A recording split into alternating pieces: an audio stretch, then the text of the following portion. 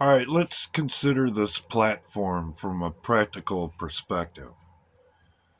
It's fairly obvious that Google and YouTube have no problem infringing on our rights under the Constitution by limiting speech, saying what you can and what you can't talk about, and so forth and so on.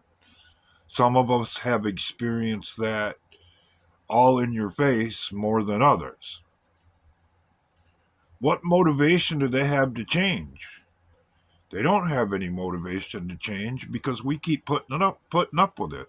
We keep coming back, so their numbers don't change and they can still justify charging whatever it is they're taking in for advertising because the numbers back it up. I guarantee you, if their viewership fell off by between 30 and 50%, they'd make a change because that would affect their bottom line. But there's no motivation to do so because we keep putting up with their bullshit.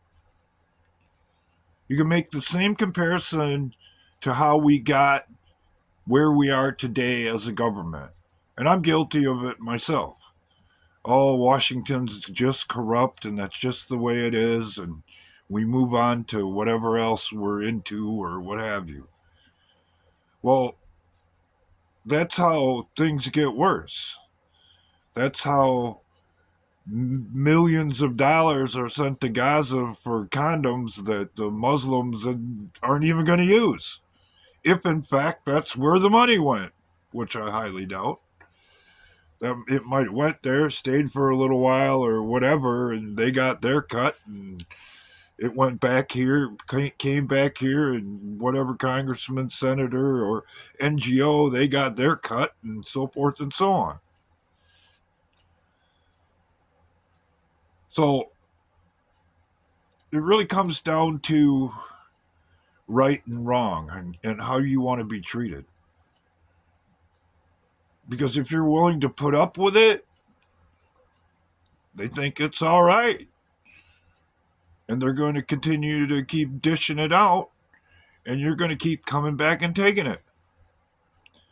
Even though this platform is not the only option available, even though there's a lot of content, there's more content on YouTube. I can't argue that, but it's fairly obvious that they don't believe in the Constitution.